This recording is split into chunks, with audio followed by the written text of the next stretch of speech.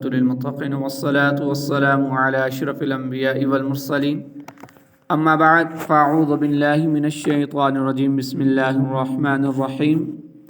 اللهم صل على سيدنا ومولانا محمد النبي الأمي وعلى آله وصحبه وبارك وسلم اللہ رب العالمین سورۃ الہود آیت نمبر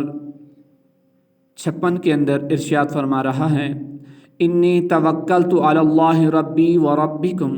ما من دابۃ الا هو آخذ بناصیتها ان ربی علی صراط مستقیم۔ میں نے اللہ پر بھروسہ کر لیا ہے جو میرا اور تمہارا رب ہے۔ زمین پر چلنے والا کوئی جاندار ایسا نہیں ہے جس کی پیشانی اس کے قبضہ قدرت میں نہ ہو، بے شک میرا رب سیدھے راستے پر ملتا ہے۔ انی توکلت علی اللہ، میں نے اللہ پر بھروسہ کر لیا، یعنی اگر تم اگرچہ ہر طرح سے کوشش کر کے دیکھ لو لیکن مجھے ہرگز نقصان نہیں پہنچا سکتے، کیونکہ مجھے اللہ پر توکل اور اسی کی حفاظت پر بھروسہ ہے۔ وہ میرا اور تمہارا دونوں کا مالک ہے، کوئی چیز مجھے پہنچ نہیں سکتی جب تک وہ اسے دور کر رہا ہے، اور نہ ہی کوئی مجھ پر قدرت حاصل کر سکتا ہے جب تک اللہ رب العالمین کی طرف سے اسے قدرت حاصل نہ ہو۔ پھر اس بات کی دلیل دیتے ہوئے فرمایا کہ روح زمین پر کوئی جاندار ایسا نہیں جس کا وہ مالک اور اس پر قادر نہ ہو، تو اللہ عز و جل جسے چاہتا ہے اس میں تصرف فرماتا ہے۔ فَإِن تَوَلَّوْا فَقَدْ أَبْلَغْتُكُم مَّا أُرْسِلْتُ بِهِ إِلَيْكُمْ وَيَسْتَخْلِفُ رَبِّي قَوْمًا غَيْرَكُمْ وَلَا تَضُرُّونَهُ شَيْئًا إِنَّ رَبِّي عَلَىٰ كُلِّ شَيْءٍ حَفِيظٌ۔ پھر اگر تم منہ پھیر دو تو میں تمہیں اس کی تبلیغ کر چکا ہوں جس کے ساتھ مجھے تمہاری طرف بھیجا گیا تھا،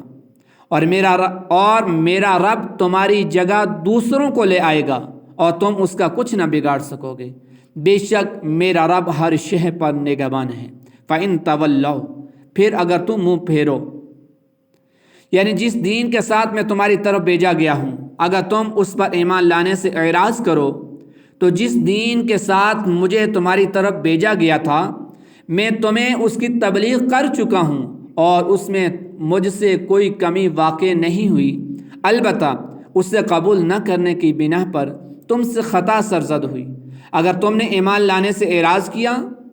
اور جو احکام میں تمہاری طرف لایا ہوں انہیں قبول نہ کیا، تو اللہ تبارک و تعالیٰ تمہیں ہلاک کر دے گا اور تمہارے بجائے ایک دوسری قوم کو تمہارے شہروں اور اموال کا مالک بنا دے گا، جو کہ اس اللہ رب العالمین کی وحدانیت کا اقرار کرنے والے ہوں گے اور اسی کی عبادت کریں گے، اور تم اس کا کچھ نہ بگاڑ سکو گے کیونکہ وہ اس سے پاک ہے کہ اسے کوئی نقصان پہنچا سکے۔ لہٰذا روگردانی کا جو نقصان ہے وہ تم ہی کو پہنچے گا، بے شک میرا رب ہر شے پر نگہبان ہے، وہی تمہارے شر سے میری حفاظت فرمائے گا، اور تم میں سے کسی کا قول یا فعل اس سے چھپا ہوا نہیں، اور نہ ہی وہ تمہاری پکڑ سے غافل ہے۔ اس آیت سے دو باتیں معلوم ہوئیں۔ انبیاء اکرام علیہ السلام اپنی امت تک ساری شرعی احکام اپنی حیات میں پہنچا دیتے ہیں، کوئی بات چھپا نہیں رکھتے۔ دوسری بات، اللہ تعالیٰ کا قانون ہے کہ اگر کوئی قوم دین کی خدمت نہ کرے تو اللہ رب العالمین اسے برباد کر کے دوسری قوم اس کی جگہ مقرر فرما دیتا ہے۔ جیسے ابو جہل وغیرہ نے سرکشی کی تو انہیں ہلاک فرما کر مدینہ طیبہ کے انصار سے دین کی خدمت لے لی۔ ہم اس خدا قادر و قیوم کے حاجت مند ہیں، وہ سب سے بے نیاز ہے۔ وَلَمَّا جَاءَ أَمْرُنَا نَجَّيْنَا هُودًا وَالَّذِينَ آمَنُوا مَعَهُ بِرَحْمَةٍ مِنَّا وَنَجَّيْنَاهُمْ مِنْ عَذَابٍ غَلِيظٍ۔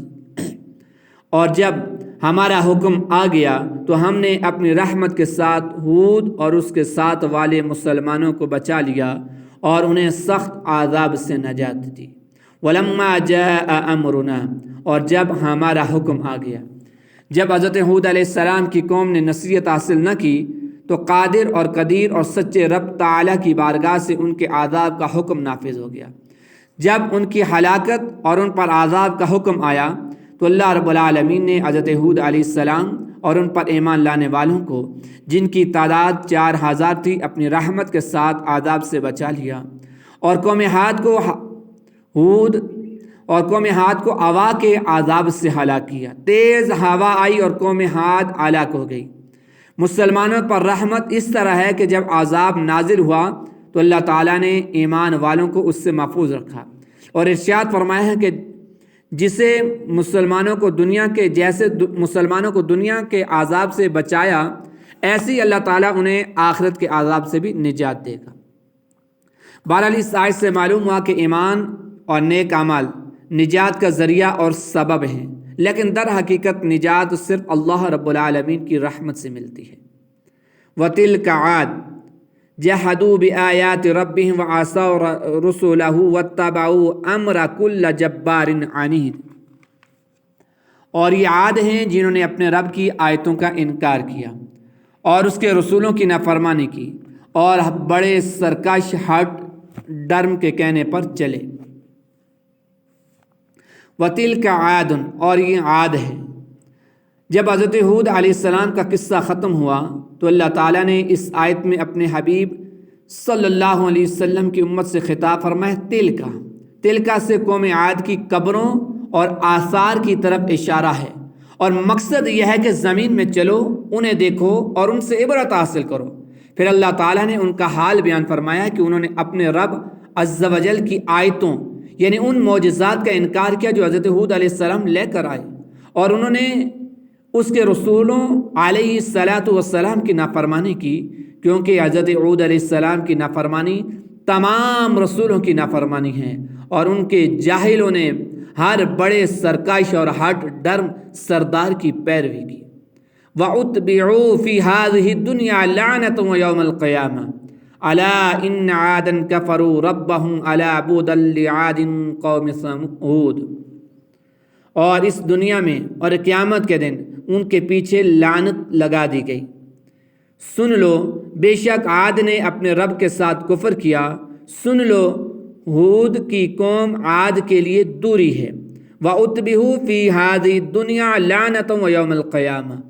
اور اس دنیا میں اور قیامت کے دن ان کے پیچھے لعنت لگا دی گئی، یعنی دنیا اور آخرت دونوں جگہ لعنت ان کے ساتھ ہے، اور لعنت کا معنی اللہ تعالیٰ کی رحمت اور ہر بلائی سے دوری ہے۔ اس کے بعد اللہ تعالیٰ نے ان کے بڑے انجام کا اصلی سبب بیان فرمایا کہ قوم عاد نے اپنے رب تعالیٰ کے ساتھ کفر کیا، اس کے لیے ان کا اتنا برا انجام ہوا۔ سن لو، حضرت ہود علیہ السلام کی قوم عاد کے لیے رحمت الہی سے دوری ہے۔ اللہ رب العالمین ہمیں اس قرآن کو سمجھنے، ان واقعات سے عبرت اور نصیحت حاصل کرنے کی اللہ رب العالمین توفیق رفیق مرحمت عطا فرمائے۔ وما علیہ الا البلاغ۔